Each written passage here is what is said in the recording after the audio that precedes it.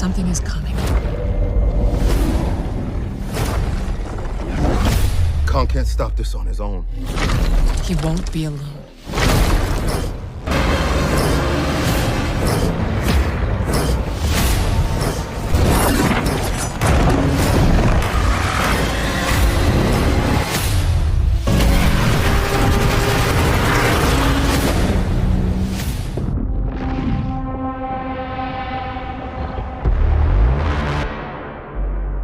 For centuries, there was harmony.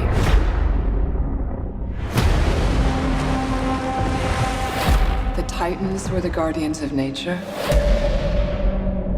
and the great apes became the protectors of humanity.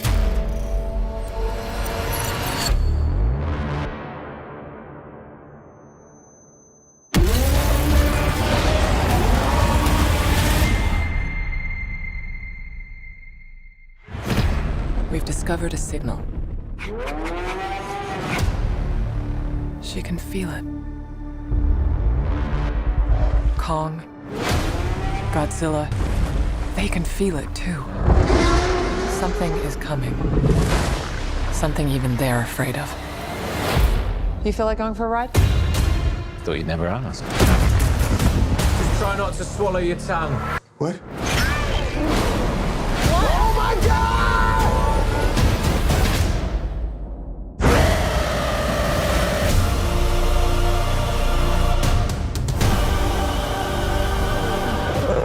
Is that a mini Kong? Oh my God. That's not just a signal. That's a call for war.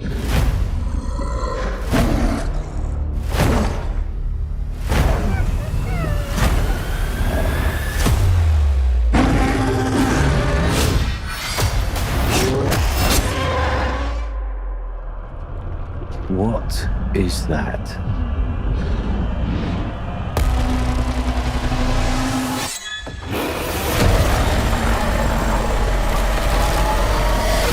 Kong can't stop this on his own. He won't be alone.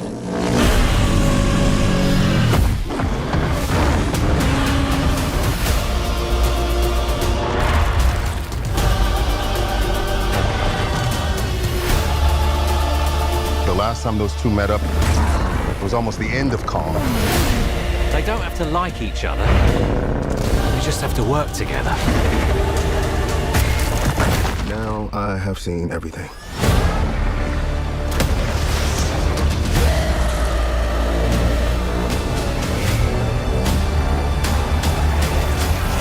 We've made some minor augmentations. Oh.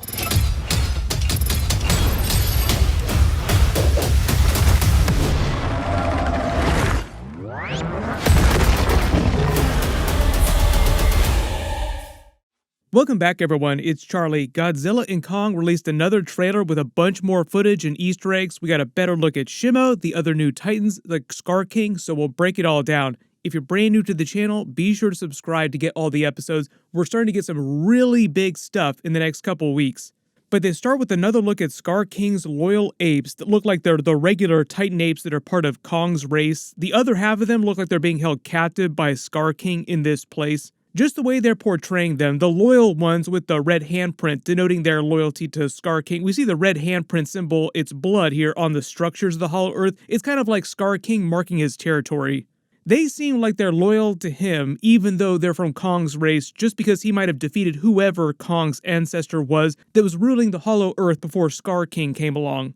They're not totally clear on how the timelines work out here with Kong's timeline and the Monarch timeline, because they clarified during the Monarch series that time moves differently inside the Hollow Earth. It actually moves much quicker. So at least before all that timeline craziness, my theory is that Scar King came along and basically drove Kong's parents to Skull Island above ground. They were eventually killed by skull crawlers, as we saw during Kong Skull Island, that movie.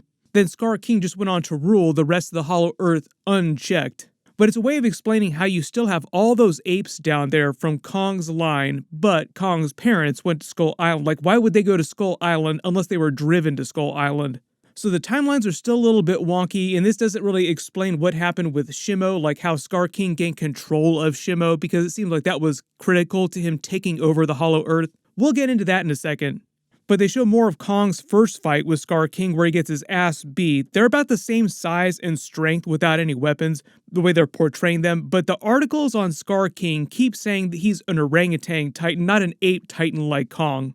That's where all the lanky Kong jokes came from when they first revealed his character. Like, is that lanky Kong? Is he going to be the main villain in the next movie? There have been a lot of theories about Zuko, too, the mini Kong in all the trailers, because he looks like a red ape that comes from these apes here. But a lot of people are like, wait a minute, is he related to Scar King? Like, is it Scar King's child somehow? I don't know about that, but like later in the trailer, you can actually see Scar King pick him up and look like he's going to either kill him or just like chuck him halfway across the world with his arms. And basically, Kong has to save him, like he's trying to save Zuko from Scar King. I think part of the future there is that he's meant to save Zuko and adopt him, sort of like a son of Kong situation, where it's not his biological child because Zuko comes from some apes that were killed by Scar King, but Zuko will think of Kong as sort of like a surrogate parent after this. I don't know if Zuko is meant to be a male or a female Titan, though. They'll probably give us some more details about that when we get closer to the movie coming out. There's some new footage of him meeting Kong for the first time, then playing with him, and eventually it looks like he shows Kong where Scar King's lair is, where the rest of the apes are being held prisoner, and Kong tries to defeat him with his axe weapon from the last Godzilla vs. Kong movie. The whole idea with his axe weapon is that it's made from one of Godzilla's scales in his spine. That's why it was able to absorb Godzilla's atomic breath, and it charged it up, making it even more powerful.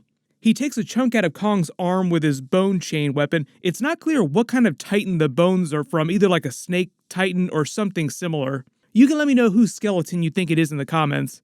And it seems like after that happens, he releases Shimo on Kong, who totally flips when he sees her. Look at his face here. And if it's not clear, it looks like Scar King has Shimo chained up, and that's one of the ways he's controlling her or keeping her captive.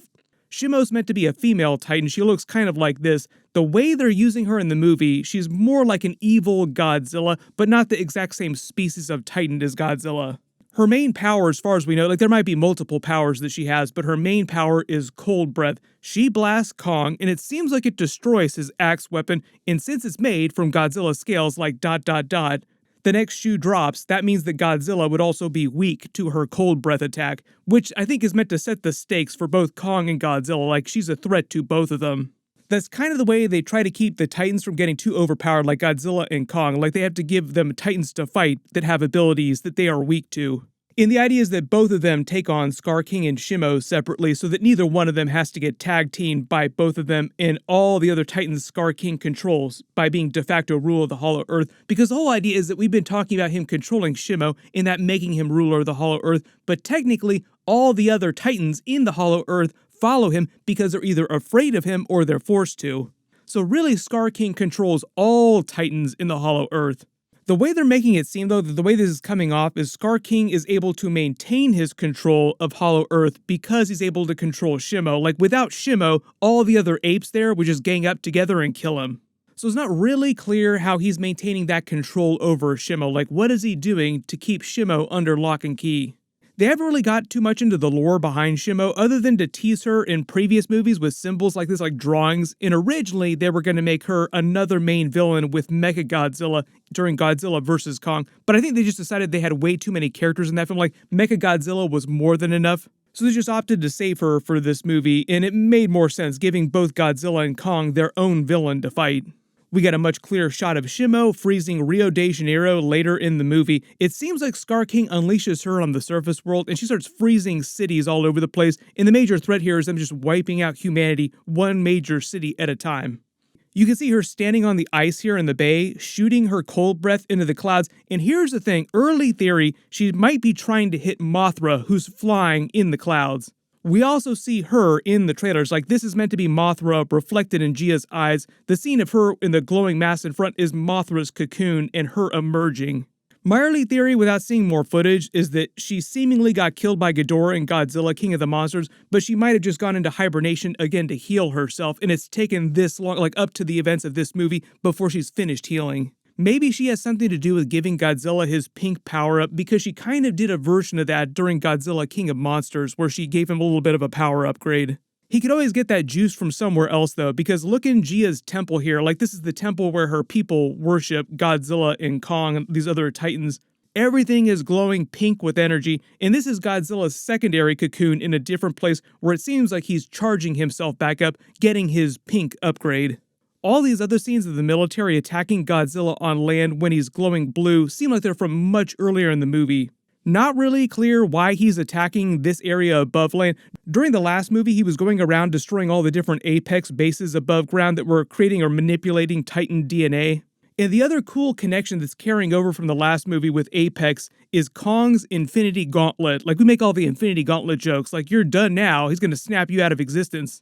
Perfectly balanced, as all Titans should be.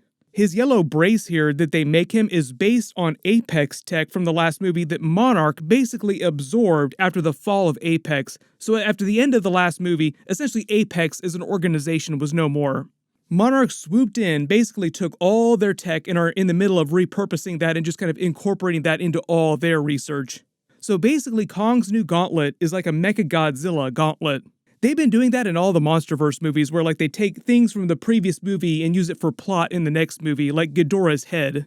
There's another brand new scene of Bernie Hayes and Eileen Andrews inside this temple. It might be Gia's People's Temple talking about the team up. She seems confident that Godzilla is going to help Kong despite the fact that they kind of hate each other, and they kind of get into this during the trailers, and they alluded to it at the end of the last movie too, like their whole relationship.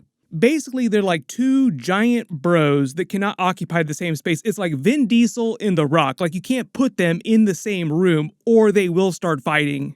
They basically called a truce at the end of the last movie. Like, you go your way, I'll go my way. Neither the twain shall meet. Like, we'll just stay away from each other. And during the events of this movie, I think it's more about the enemy of my enemy is my friend situation, where it's like, okay, clearly this is going to become a problem for me if we don't take care of this together. And something happens to Godzilla and he realizes that he will have to help Kong, otherwise Scar King and Shimo will come for him next. But if there's any other big Easter eggs or references that you spotted in the new trailer footage that I didn't talk about in this video, just write them below in the comments. We'll get some more trailers before the movie comes. It's still a couple weeks away as of me posting this video. The other big reminder is the Dune Part 2 is coming out this weekend. Be sure to go see it as soon as possible. My video for the ending will post either like Thursday or Friday, and then I'll do my full breakdown Easter eggs for the entire movie after that. So be sure to enable alerts for my channel so you don't miss it.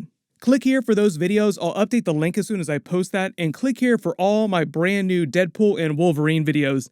Thank you so much for watching, and I'll see you guys in the next one.